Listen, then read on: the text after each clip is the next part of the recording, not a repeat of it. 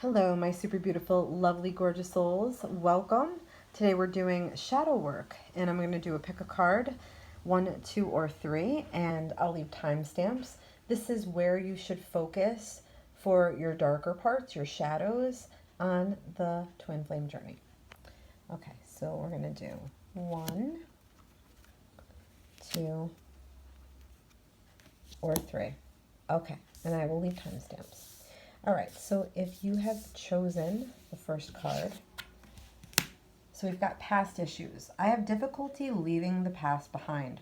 So there's something that you need to maybe in particular focus on, a particular period of time in your life or an area in your life that you may still go back to, like in the corners of your mind, something that's not healed, something that's still painful, something that's still, kind of hurts to the touch, a sensitive sort of area that you might have difficulty leaving behind. So there's something too here to be said about moving on and, needing to know maybe fear of the future, those sorts of things, but also just being so caught up in the past that there's no possible way you feel ready or prepared in any way to move on. Now, if this is over a person or your person, this is also saying that you would have to get on from past issues. And, if you were to come back together, you would not be able to dredge up the past. You would have to be completely forgiven of each other and able to move on. It also suggests that they may have some past issues as well that they may have difficulty accepting, or maybe they're a little further ahead than you are or a little further behind. So everybody's healing is different, and everybody's healing journey is, it takes it's different timing.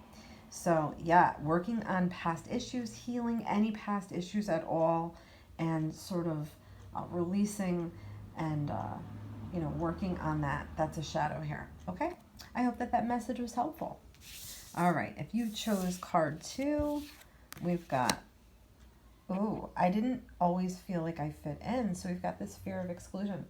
So if this is coming up with you and your person, it could be that, maybe something triggered you when they weren't being exactly the way you wanted them to be around you, or they weren't answering you right away, or they weren't giving you, some kind of notion or promise of something for the future just to say it. Like, I feel like words would have been enough for you, where actions really were what was the problem with with your person.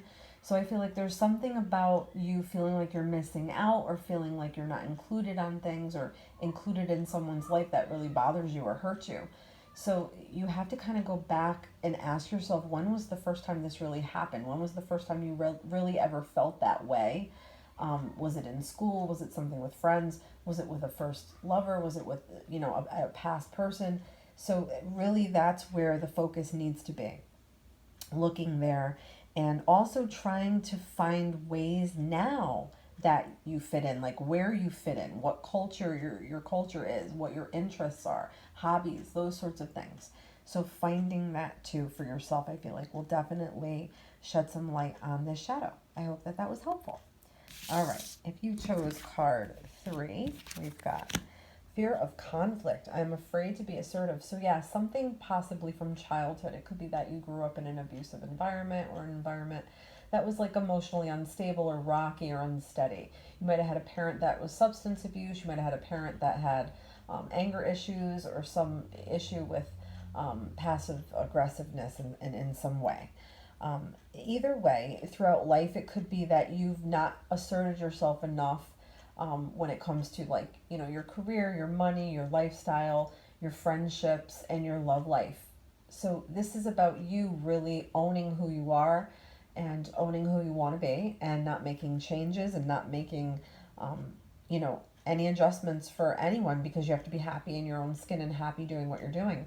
So I feel like if there's anywhere in your life that you might be slightly passive aggressive, or like afraid to speak up, or afraid to, express how you really feel, this is sort of telling you need to be a bit more assertive. You need to open your mouth more. You need to, say what you feel when you feel it. I hope that these messages were helpful. Don't forget to like and subscribe. Don't forget to follow me on TikTok, Instagram, and Facebook for more free readings. Thanks for watching.